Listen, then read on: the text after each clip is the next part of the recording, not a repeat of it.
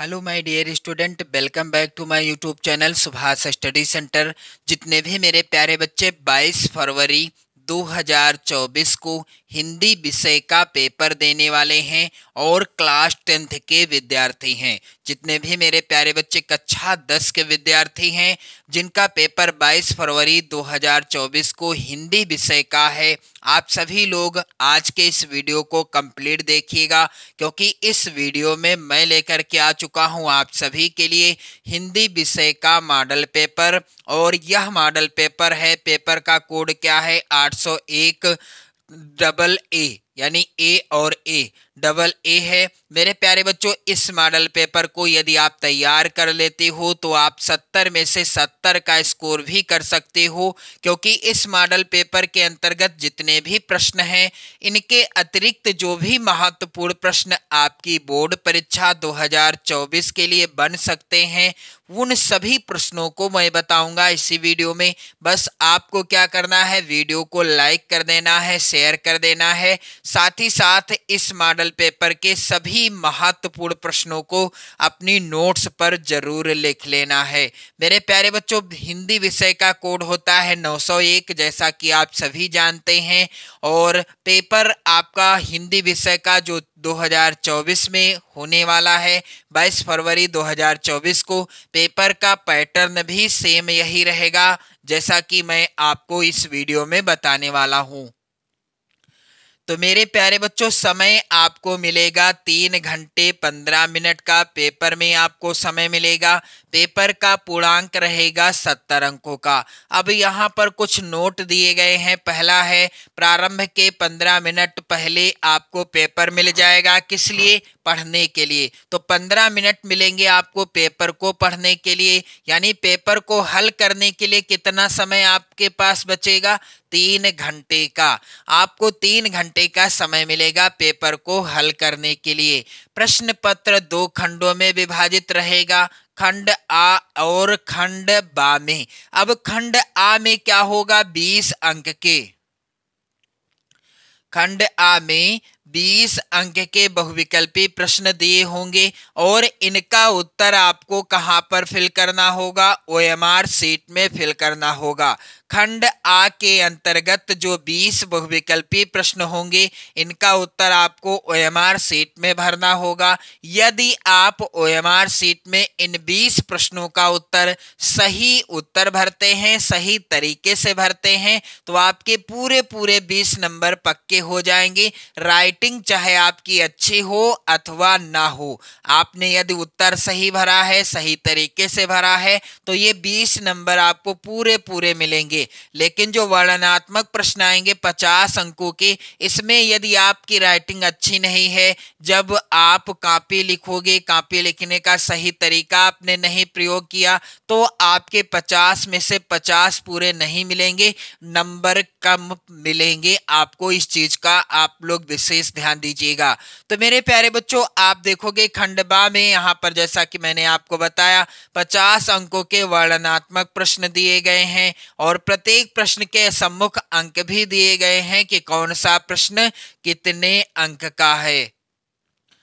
तो चलिए मेरे प्यारे बच्चों, खंड आ के बहुविकल्पी प्रश्नों की ओर ध्यान दीजिएगा। आप सभी लोग इन प्रश्नों को आप लोग जरूर तैयार कर लेना। मेरे प्यारे बच्चों, 70 में 70 का स्कोर करना चाहते हो तो आप इस मॉडल पेपर को कंप्लीट तैयार कर लीजिएगा।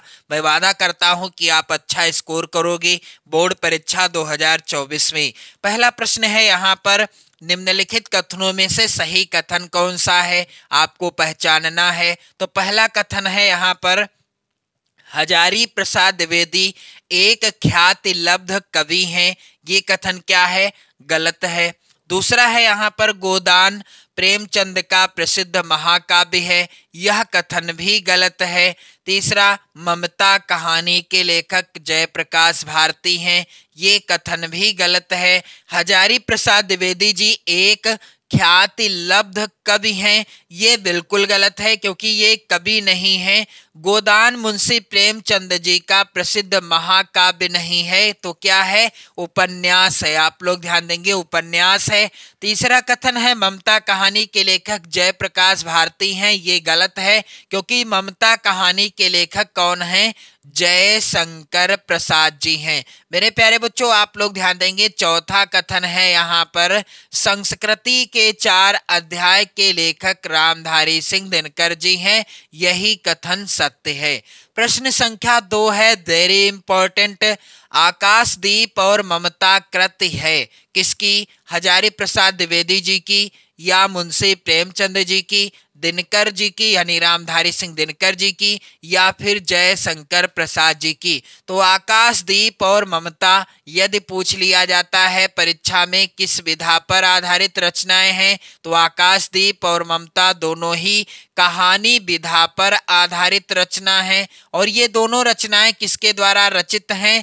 जयशंकर प्रसाद जी के द्वारा रचित हैं। प्रश्न अगला है, वेरी इंपॉर्टेंट, आपकी बोर्ड परीक्षा 2024 के लिए कह रहा है शुक्ल युग की समयावधि क्या है? तो आप लोग ध्यान देंगे, विकल्प पहला है सन 1900 ईस्वी से 1920 ईस्वी तक, दूसरा सन 1925 ईस्वी से 1940 ईस्वी तक, तीसरा विकल्प सन 1919 ईस्वी से 1938 ईस्वी तक, चौथा है सन 1900 नहीं है यहाँ पर, चौथा है 1850 से 1900 ईस्वी तक। तो यहाँ पर उत्तर कौन सा सही होगा? सन 1919 ईस्वी से 1938 ईस्वी तक का समय शुक्ल युग की समय सीमा के अंतर्गत आता है। प्रश्न संख्या यहाँ पर 4, वेरी इंपॉर्टेंट मेरे प्यारे बच्चों, हिंदी का प्रथम नाटक माना जाता है। दिए गए विकल्पों में से हिंदी का प्रथम नाटक किसे माना जाता है?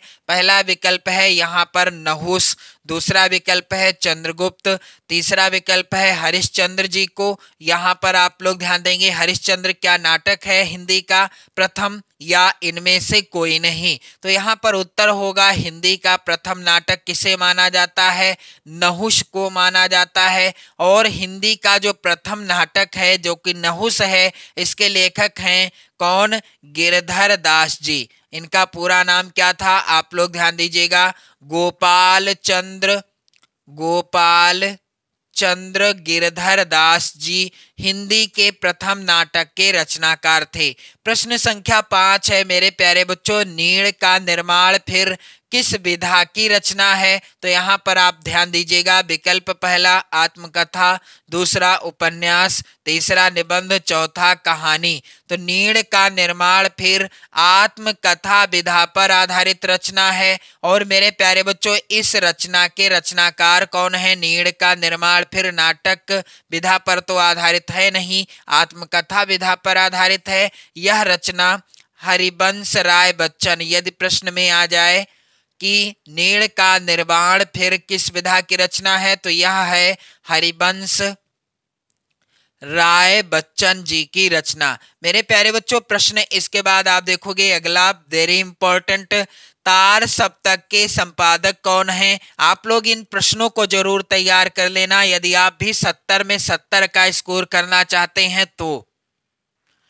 पहला विकल्प है महादेवी वर्मा, दूसरा है श्याम नारायण पांडे, तीसरा है निराला, चौथा है अज्ञेय। तो मेरे प्यारे बच्चों, आप लोग ध्यान दीजिएगा, अज्ञेय जी ने तार सप्तक का संपादन किया था। कब किया था यदि प्रश्न में पूछ लिया जाता है, तो सन 1943 ईस्वी में सच्चिदानंद हीरानंद वात्स्यायन अज्ञेय जी ने तार सप्तक का संपादन किया था। इसके बाद आप लोग ध्यान दीजिएगा, प्रश्न संख्या 7 है, साकेत किस युग की रचना है? तो यहाँ पर आप लोग ध्यान देंगे, क्या साकेत भारतेंदु युग की रचना है, द्विवेदी युग की है, या प्रगतिवादी युग की है, या फिर छायावादी युग की? तो साकेत जो है यह द्विवेदी युग की रचना है। मेरे प्यारे बच्चों, आप लोग ध्यान दीजिएगा, साकेत के रचनाकार कौन है? तो उत्तर क्या होगा यदि प्रश्न में आता है कि साकेत के रचनाकार कौन है, तो उत्तर होगा मैथिली शरण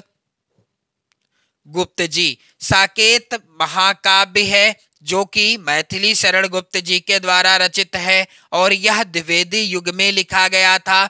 यदि प्रश्न आता है कि मैथिली शरण गुप्त जी को किस कवि की उपाधि से सम्मानित किया गया, तो मैथिली शरण गुप्त जी को राष्ट्र कवि की उपाधि से भी सम्मानित किया गया।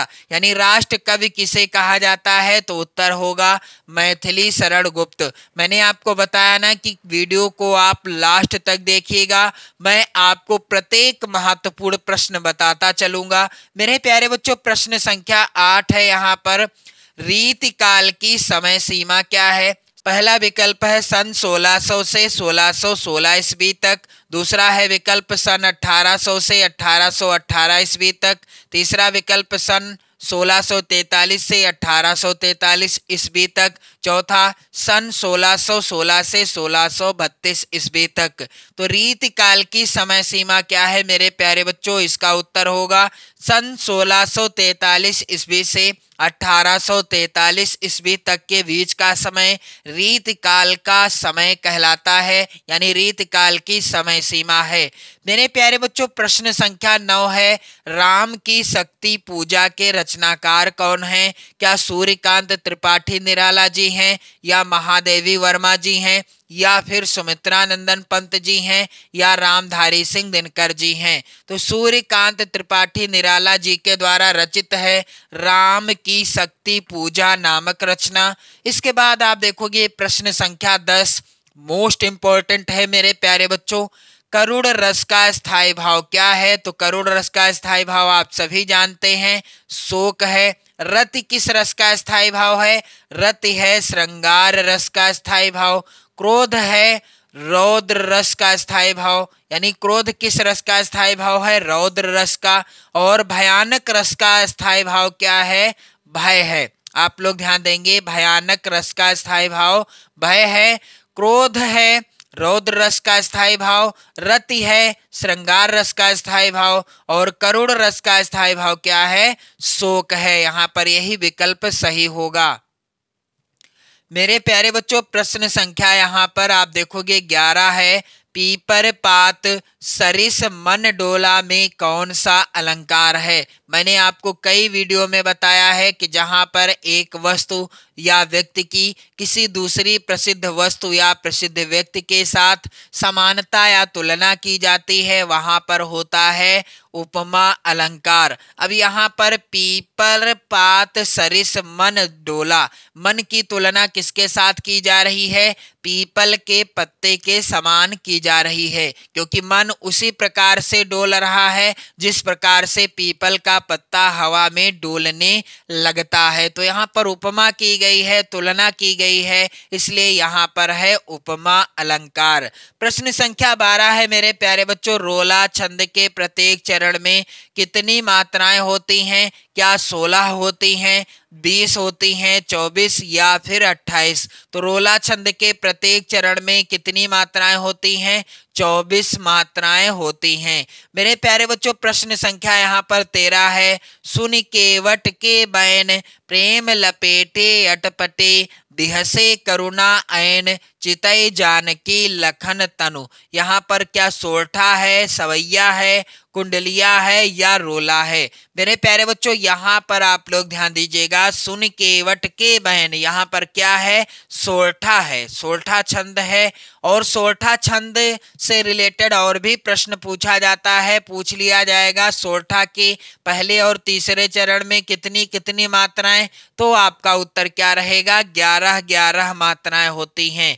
और सोरठा के दूसरे और चौथे चरण में 13 मात्राएं होती हैं। आप लोग ध्यान दीजिएगा मेरे प्यारे बच्चों। इसके बाद आप देखोगे यहाँ पर प्रश्न संख्या 14 है, वेरी इंपॉर्टेंट, कह रहा है उपदेश शब्द में प्रयुक्त उपसर्ग कौन सा है। क्या छोटा आ, जिसे ह्रस्व आ भी कहते हैं, यहाँ पर आप लोग ध्यान देंगे, ह्रस्व उ, या अन, या उप।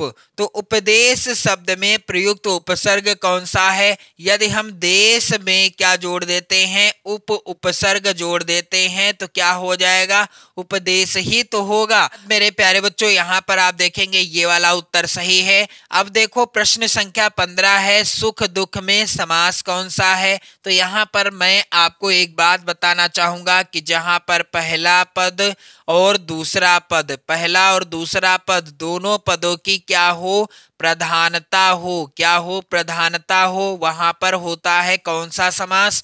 जैसे यहाँ पर सुख है और दुख है, तो सुख भी प्रधान है, सुख भी क्या है, सुख की भी प्रधानता है और दुख की भी बराबर प्रधानता है। यहाँ पर दोनों की प्रधानता है, दोनों की वैल्यू है। तो मेरे प्यारे बच्चों यहाँ पर जैसा कि आपको मैंने बताया, यहाँ पर सुख और दुख दोनों की बराबर प्रधानता है, इसलिए यहाँ पर है द्वंद्व समास। क्योंकि द्वंद्व समास में क्या होता है, दोनों पदों की प्रधानता होती है। प्रश्न संख्या 16 है, यहाँ पर आप लोग ध्यान देंगे, खीर का तत्सम रूप क्या होगा। तो यहाँ पर इसका उत्तर क्या हो जाएगा, क्षीर हो जाएगा। और प्रश्न संख्या यहाँ पर 17 है मेरे प्यारे बच्चों, गंगा का पर्यायवाची क्या है। तो गंगा का पर्यायवाची है दिए गए विकल्पों में से सुर सरिता। और आप सभी लोग इन प्रश्नों को जरूर लिख लेना यदि आप अच्छे अंक लाना चाहते हैं 2024 की बोर्ड परीक्षा में। मेरे प्यारे बच्चों यहाँ पर आप लोग ध्यान दीजिएगा, प्रश्न संख्या यहाँ पर 18 है, युष्मत की विभक्ति एवं वचन बताइए। तो यहाँ पर इसका उत्तर होगा मेरे प्यारे बच्चों पंचमी विभक्ति और बहुवचन। प्रश्न संख्या 19, वाक्य के कितने तत्व होते हैं। तो वाक्य के क्या 8 तत्व होते हैं, 7, 5 या 4। तो वाक्य के 4 तत्व होते हैं। प्रश्न संख्या 20 है मेरे प्यारे बच्चों, कह रहा है क्रिया के जिस रूपांतर से वाक्य में कर्म की प्रधानता का बोध हो वह कहलाता है। क्या कहलाता है यहाँ पर, भाववाच्य, कर्तवाच्य या कर्मवाच्य। तो यहाँ पर उत्तर ही यही होगा, कर्मवाच्य कहलाता है। मेरे प्यारे बच्चों आप लोग ध्यान देंगे खंड बा के अंतर्गत इसके बाद आप देखोगे 50 नंबर के प्रश्न पूछे जाएंगे। तो यहाँ पर आप लोग ध्यान दीजिएगा, पहला है प्रश्न, निम्नलिखित गद्यांशों पर आधारित 3 प्रश्नों का उत्तर दीजिए। 2 गद्यांश आएंगे, किसी एक गद्यांश के नीचे दिए गए 3 प्रश्नों का उत्तर देना है। तो यहाँ पर जो गद्यांश है इतनी बार बोर्ड परीक्षा में आया है, यानी मैं कह सकता हूँ कि यह हर साल यानी प्रत्येक वर्ष आपकी बोर्ड परीक्षा में पूछा जाने वाला गद्यांश है। बोर्ड परीक्षा में ये गद्यांश जरूर आता है। मेरे प्यारे बच्चों यहाँ पर गद्यांश है, कुसंग का ज्वर सबसे भयानक होता है, यह केवल नीति और सद्वृत्ति का ही नाश नहीं करता बल्कि बुद्धि का भी क्षय करता है। मेरे प्यारे बच्चों पहला प्रश्न यहाँ पर आप लोग ध्यान देंगे, प्रस्तुत गद्यांश का संदर्भ लिखिए। तो ये जो गद्यांश है किस पाठ से लिखा गया है या लिया गया है। मेरे प्यारे बच्चों आप लोग ध्यान दीजिएगा, यह गद्यांश लिया गया है मित्रता शीर्षक पाठ से। पाठ का नाम क्या है जिस पाठ का गद्यांश है, मित्रता शीर्षक पाठ। और इस पाठ के लेखक हैं आचार्य रामचंद्र शुक्ल जी। आप लोग ध्यान देंगे, आचार्य रामचंद्र शुक्ल जी के द्वारा रचित है मित्रता शीर्षक पाठ। इसके बाद दूसरा प्रश्न यहाँ पर है, रेखांकित अंश की व्याख्या कीजिए। तो जो भी रेखांकित अंश होगा आपके गद्यांश में तो उसी की रेखांकित अंश की व्याख्या करनी है। मेरे प्यारे बच्चों यहाँ पर आप लोग ध्यान दीजिएगा, आपसे एक और रिक्वेस्ट है कि इस तरह का जो प्रश्न आएगा कुसंग का व्यक्ति के जीवन पर क्या प्रभाव होता है, तो अब आपको गद्यांश का अर्थ पता होना चाहिए, तभी आप इस तरह के प्रश्नों को सॉल्व कर पाओगे। मेरे प्यारे बच्चों अथवा में यहाँ पर यदि आप इस गद्यांश को नहीं कर रहे यानी इस गद्यांश के प्रश्नों को नहीं सॉल्व कर रहे तो आप अथवा वाले गद्यांश के प्रश्नों को कर सकते हो। सबसे पहले मैं आपको बता दूं, यहाँ पर आप लोग ध्यान देंगे, हिंदी में प्रगतिशील साहित्य का निर्माण हो रहा है। उसके निर्माता यह समझ रहे हैं कि उनके साहित्य में भविष्य का गौरव निहित है। मेरे प्यारे बच्चों पर कुछ ही समय के बाद उनका यह साहित्य भी अतीत का स्मारक हो जाएगा और आज जो तरुण हैं वही वृद्ध होकर अतीत के गौरव का स्वप्न देखेंगे। मेरे प्यारे बच्चों आप लोगों से रिक्वेस्ट है कि आप लोग वीडियो को लाइक शेयर जरूर कर देना। और मेरे प्यारे बच्चों यहाँ पर जो अथवा वाला गद्यांश है इसका भी पहला प्रश्न है, उपयुक्त गद्यांश का संदर्भ लिखिए। तो चाहे तो आप पहले वाले गद्यांश के प्रश्नों को करो या आप अथवा वाले गद्यांश के प्रश्नों को कर सकते हो। तो यहाँ पर पहला है गद्यांश का प्रश्न, उपर्युक्त पद्यांश का यानी गद्यांश का आप लोग ध्यान देंगे, उपर्युक्त गद्यांश का संदर्भ लिखिए। किस पाठ से लिया गया है यह आप लोग ध्यान देंगे। क्या लिखूं शीर्षक पाठ से। किस पाठ से? क्या लिखूं शीर्षक पाठ से लिया गया है प्रस्तुत गद्यांश। इसके लेखक हैं पदुमलाल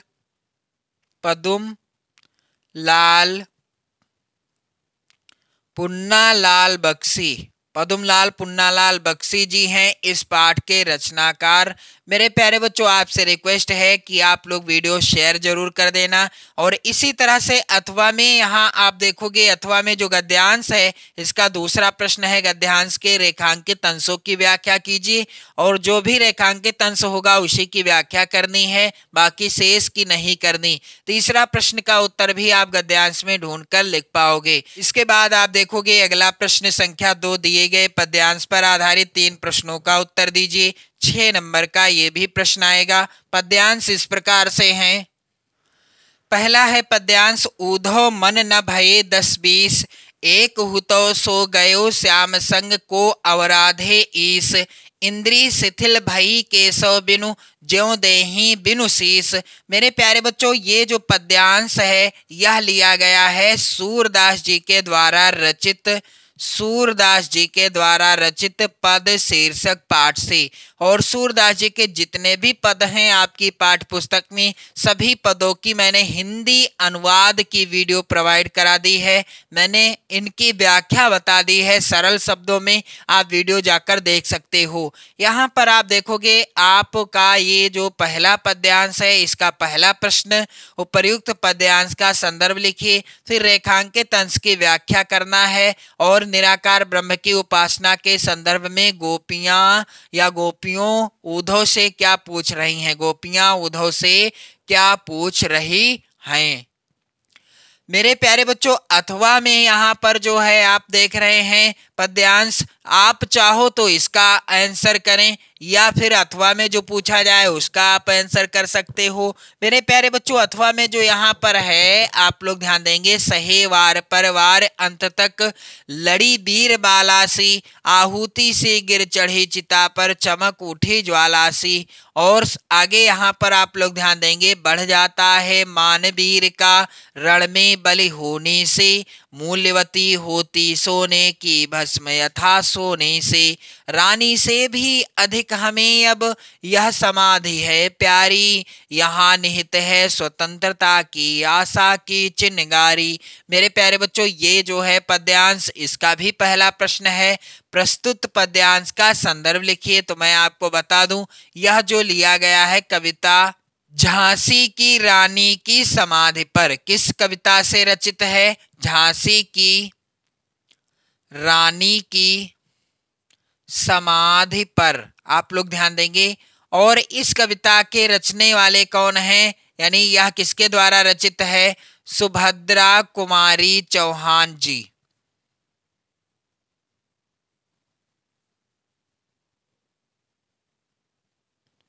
सुभद्रा कुमारी चौहान जी। अब यहाँ पर आप देखोगे आगे प्रश्न संस्कृत से रिलेटेड है। कह रहा है दिए गए संस्कृत गद्यांशों में से किसी एक, गद्यांशों होगा यहाँ पर, किसी एक का संदर्भ सहित हिंदी में अनुवाद कीजिए। 5 नंबर का प्रश्न पूछा जाएगा मेरे प्यारे बच्चों। तो पहला यहाँ पर जो गद्यांश है यह हर साल बोर्ड परीक्षा में पूछा जाता है, इसलिए 2024 के लिए भी महत्वपूर्ण है।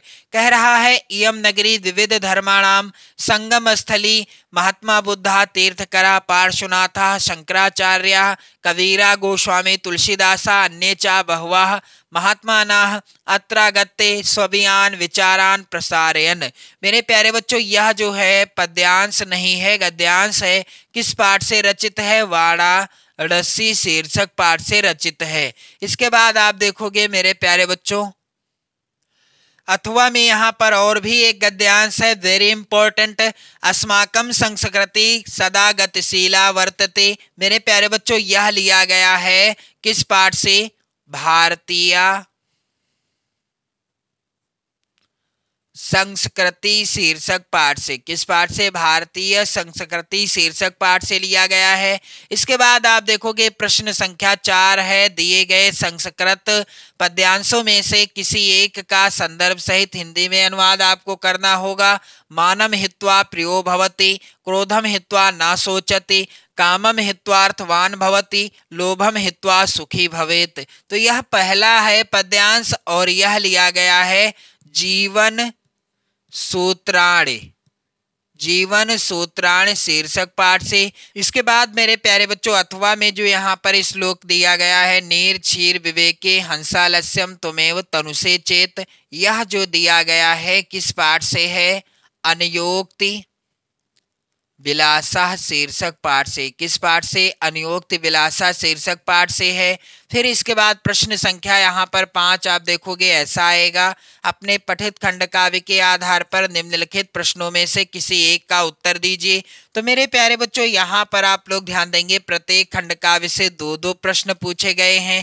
आपको किसी एक प्रश्न का उत्तर देना है जिसके लिए 3 नंबर आपको मिलेंगे। तो मेरे प्यारे बच्चों आप लोग ध्यान दीजिएगा यहाँ पर। इसके बाद मेरे प्यारे बच्चों प्रश्न संख्या 6 का जो कि इस प्रकार से आएगा, दिए गए लेखकों में से किसी एक लेखक का जीवन परिचय लिखते हुए उनकी प्रमुख रचना का उल्लेख कीजिए। अब यहाँ पर 5 नंबर का प्रश्न पूछा जाएगा जीवन परिचय से संबंधित। और 2024 की बोर्ड परीक्षा के लिए आपसे रिक्वेस्ट है कि आप आचार्य रामचंद्र शुक्ल जी का जीवन परिचय तैयार कर लो, डॉक्टर राजेंद्र प्रसाद जी का जीवन परिचय तैयार कर लो, और जय शंकर प्रसाद, किसका मेरे प्यारे बच्चों? जय शंकर प्रसाद जी का भी जीवन परिचय तैयार कर लो। 100% की गारंटी है इन्हीं में से जीवन परिचय जरूर पूछ लिया जाएगा आपकी बोर्ड परीक्षा 2024 में। इसके बाद 6 खा प्रश्न है, दिए गए कवियों में से किसी एक कवि का जीवन परिचय देते हुए उनकी एक प्रमुख रचना का उल्लेख कीजिए। तो मेरे प्यारे बच्चों यहाँ पर आप लोग ध्यान देंगे 5 नंबर का प्रश्न आएगा यह भी। और 2024 की बोर्ड परीक्षा के लिए आप लोग प्रमुख कवियों के अंतर्गत सूरदास जी का जीवन परिचय जरूर तैयार कर लेना, तुलसीदास जी का जीवन परिचय तैयार कर लेना, और साथ ही साथ कविवर बिहारी लाल जी का भी जीवन परिचय तैयार कर देना, क्योंकि ये सभी जीवन परिचय हर साल बोर्ड परीक्षाओं में पूछे जाते हैं। सूरदास, तुलसीदास, बिहारी लाल में से कोई ना कोई जीवन परिचय 100% हर साल पूछा जाता रहा है और 2024 की बोर्ड परीक्षा में भी पूछा जाएगा। इसके बाद प्रश्न संख्या 7 मेरे प्यारे बच्चों ऐसा आएगा, अपनी पाठ्य पुस्तक में से कंठस्थ कोई एक श्लोक लिखिए जो इस प्रश्न पत्र में ना आया हो। तो 2 नंबर का यह प्रश्न आएगा। प्रश्न संख्या 8 है, निम्नलिखित प्रश्नों में से किन्हीं 2 प्रश्नों का उत्तर संस्कृत में दीजिए। तो संस्कृत के ये प्रश्न भी आप लोग तैयार कर लेना।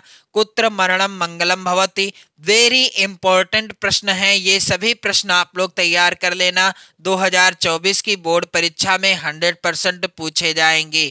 मेरे प्यारे बच्चों चंद्रशेखर कह आसीत, वेरी इंपॉर्टेंट प्रश्न है। धीरः केन पूज्यते, यह भी महत्वपूर्ण प्रश्न है। ज्ञान कुत्र संभवति, ये सब प्रश्न लगातार बोर्ड परीक्षाओं में पूछे जाते रहे हैं। ज्ञानम कुत्र संभवति और विद्या केन वर्धते। मेरे प्यारे बच्चों प्रश्न संख्या यहाँ पर 9 इस प्रकार से है, आप लोग ध्यान देंगे।